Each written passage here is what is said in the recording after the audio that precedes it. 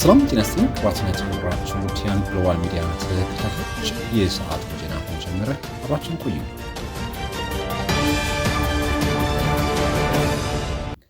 ሌተናል ኮሎኔል ከበደ ባዲጂ በድንገት በደረሰባቸው የመኪና አደጋ ሕይወታቸውን ማለፉ ተገለጸ። ሌተናል ኮሎኔል ከበደ ባዲጂ በጉራጌ ዞን ኖር ወረዳ ተርሆኝ ቀበሌ ልዩ ስሙ ጋምቦ መንደር ተወልደው ያደጉ ሲሆን የመከላከያ ተቋምን በመቀላቀል ከተራ ወታደርነት ጀምሮ በተለያዩ ኃላፊነት ቦታዎች አገልግሏል። በመከላከያ ተቋም ውስጥ የጥናትና ምርምር ማዕከል ከፍተኛ አመራር የነበሩት እኚሁ ከፍተኛ ወታደራዊ መኮንን በአጠቃላይ ለ21 ዓመታት ያክል ሀገራቸውን በምትፈልጋቸው አውደ ግንባሮች ሁሉ በቅንነት በታማኝነትና በቁርጠኝነት ያገለገሉ ታላቅ ባለውለታም ነበሩ።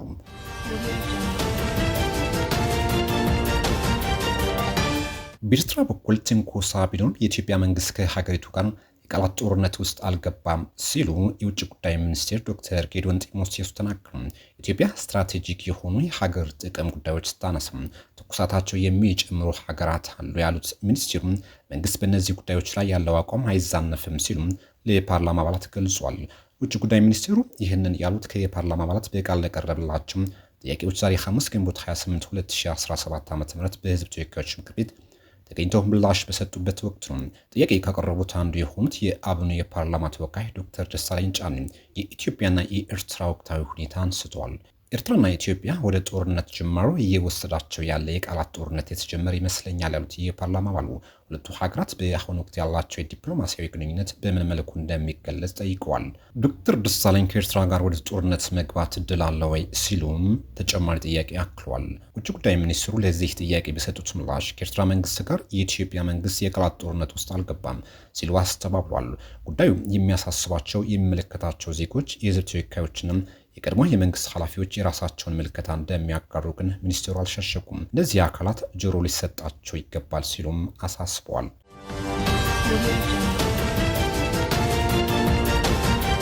የመንግስትና የግል ሰራተኞች ከደሞዛቸው ላይ ለአደጋ ስጋት ምላሽ ፈንድ እንዲያዋጡ የሚያስገድድ ድንጋጌ ተሰረዘም። ወደፊት ለሚቋቋመው የአደጋ ስጋት ምላሽ ፈንድ ከመንግስትና ከግል ተቋማት ሰራተኞች ደሞዝ መዋጮ እንዲሰበሰብ የሚያስገድደው የአዋጅ ድንጋጌ ተሰረዘም። ድንጋጌው በዛሬው ዕለት በፓርላማ ከጸደቀው የአደጋ ስጋት ስራ አመራር አዋጅ ውስጥ እንዲወጣ የተደረገም በሰራተኞች ላይ ተደራራቢ ጫና እንዳያስከትል ታስቦ መሆኑ ተገልጿል። ባለፈው መጋቢት ወር መጀመሪያ ለተወካዮች ምክር ቤት የቀረበው ይህ አዋጅ የመንግስትና የግል ተቋማት ከሚሰጧቸው 15 አይነት አገልግሎቶች ለአደጋ ስጋት ምላሽ ፈንድ ገቢ እንዲሰበስቡ የሚያስገድድ ድንጋጌ በውስጡ ይዞ ነበር። ፈንዱ ለአደጋ ስጋት ቅነሳ፣ ምላሽና መልሶ ማቋቋም ተግባራት የሚውል እንደሆነ በአዋጁ ላይ ሰፍሯል። በገቢ ምንጭነት በአዋጁ ተዘርዝረው ከነበሩት መካከል የመንግስትና የግል ድርጅት ተቀጣሪ ሰራተኞች ከሚከፍሏቸው የተጣራ ደሞዝ ላይ መዋጮ እንዲሰበስቡ የሚያስገድደው ድንጋጌ አንዱ ነው። አዋጁ ለውይይት በቀረበበት ወቅት ከደሞዝ ላይም ሆነ ከተለያዩ አገልግሎቶች ለፈንዱ ገቢ የሚሆን ገንዘብ መሰብሰብ የግለሰቦችን የመክፈል አቅም ያገናዘበ ነው ወይ የሚል ጥያቄ አስነስቶ እንደነበር የሚታወስ ነው።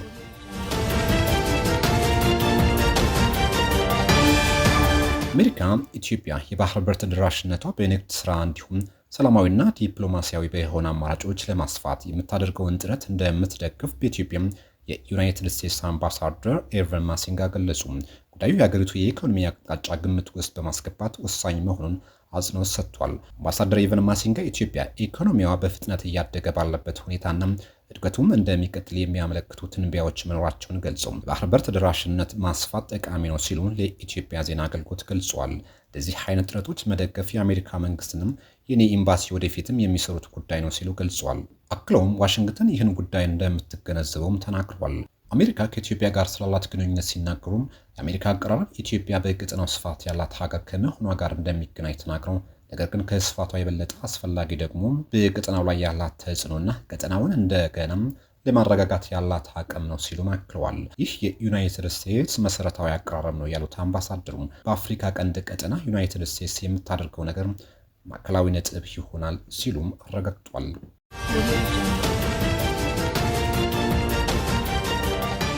አብዛኛው በጉልበትና በአፈሙዝ የተለያዩ አካባቢዎችን የመቆጣጠር ፍላጎት ተገቷል ተባለ። አብዛኛው በመሳሪያ በጉልበትና በአፈሙዝ ወይም በህዝባዊ አመፅ ስቴትስ ማሽነሪ በማፍረስ የተለያዩ አካባቢዎችን የመቆጣጠር ፍላጎት ተገጥቷል ሲሉ የመንግስት ኮሚኒኬሽን አገልግሎት ሚኒስቴር ዶክተር ለገሰ ቱሉ ተናገሩ።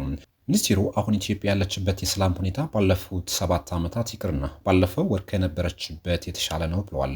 አሁን ባለንበት ነባራዊ ሁኔታም ከአካባቢዎች የጸጥታ ሁኔታ አንጻር የሚካሄድ ካልሆነ በቀር መከላከያ ሰራዊት ሆነ የተደራጁ የጸጥታ ኃይል ፊት ለፊት የሚገጥም ኃይል ኢትዮጵያ ውስጥ የለም ብለዋል። ከዚህ በተጨማሪም የፖለቲካ ፍላጎት ያላቸው ኃይሎች ሳይሆኑ የኢኮኖሚ ፍላጎት ያላቸው በዝርፊያም በተደራጀ መንገድ በአጭር ጊዜ መክበር የሚፈልጉ ኃይሎች ችግር የመፍጠር ሰዎችን አስገድዶ ገንዘብ የመቀበል ሁኔታ ነበር ሲሉም ገልጸዋል።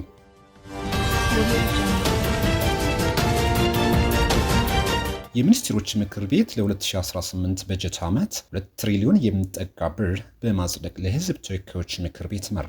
የሚኒስትሮች ምክር ቤት ዛሬ ግንቦት 28 ቀን 2017 ዓ.ም ባካሄደው 47ኛው መደበኛ ስብሰባ በተለያዩ ጉዳዮች ላይ ተወያይቶ ውሳኔ አሳልፏል። ምክር ቤቱ ተወያይቶ ውሳኔ ካሳለፈባቸው ጉዳዮች መካከል የ2018 በጀት ዓመት የፌዴራል መንግስት ረቂቅ አዋጅ ይገኝበታል።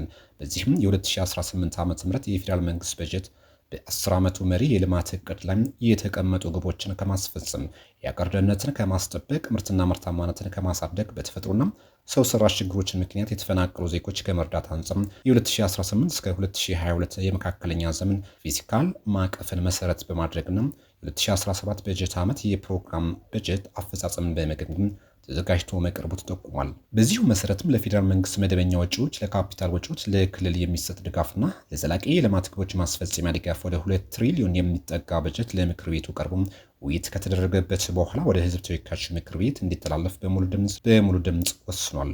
ምክር ቤቱ በተጨማሪም በስታርታፕ ረቂቅ አዋጅ ዙሪያ ተወያይቶ ወደ ህዝብ ተወካዮች ምክር ቤት እንዲተላለፍ በሙሉ ድምፅ መወሰኑን የዘገበው ኢፒድ ነው።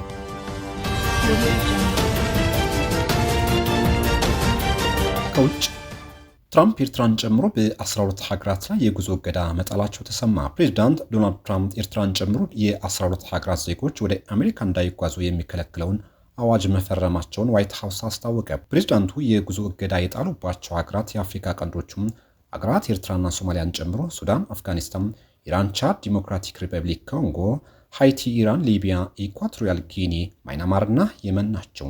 ፕሬዚዳንቱ የብሔራዊ ደህንነት አደጋን በመጋረጥ የወነጀሏቸውን እነዚህ ሀገራት ዜጎች ላይ የጣሉት የጉዞ እገዳ ከሰኔ 2 2017 ዓ.ም ጀምሮ ተግባራዊ ይሆናል። ከነዚህ ሙሉ የጉዞ እገዳ ከተጣለባቸው በተጨማሪም 7 ሀገራት ብሩንዲ፣ ኩባ፣ ላኦስ፣ ሴራሊዮን፣ ቶጎ፣ ቱርክሜኒስታን እና ቬንዙዌላ ከፊል የጉዞ እገዳ ተጥሎባቸዋል። ፕሬዚዳንት ትራምፕ ለዚህ የጉዞ እገዳቸው መነሻ የሆናቸው በቅርቡ በኮሎራዶ የተፈጸመ ጥቃት ዋቢ አድርገው የውጭ ዜጎች ወደ አሜሪካ በሚገቡበት ወቅት በአግባቡ ማንነታቸው ሳይጣራ መሆኑ ያሳየ ነው ሲሉ ትሩዝ ሶሻል በተሰኘው ማህበራዊ ሚዲያቸው ላይ በለጠፉት ቪዲዮ ተናግረዋል። ግለሰቡ ለእስራኤል ታጋቾች ድጋፋቸውን ለመግለጽ በወጡ ሰልፈኞች ላይ ጥቃት ፈጽሟል ተብሏል። ጥቃቱን ፈጽሟል የተባለው ግብፃዊ ዜግነት ያለው ሲሆን ግብፅ በዚህ ጉዞ እገዳም አልተካተተችም። ትራምፕ በተጨማሪም በጊዜያዊ ወይም ቱሪስት ቪዛ ወደ አገሪቱ መጥተው የሚቆዩ ሰዎችንም በተመለከተ አንፈልጋቸውም ሲሉ ተናግረዋል። ዋይት ሀውስ እነዚህ ገደቦች አሜሪካውያን ከውጭ ሀገራት አደገኛ አካላት ይጠብቋቸዋል ብሏል።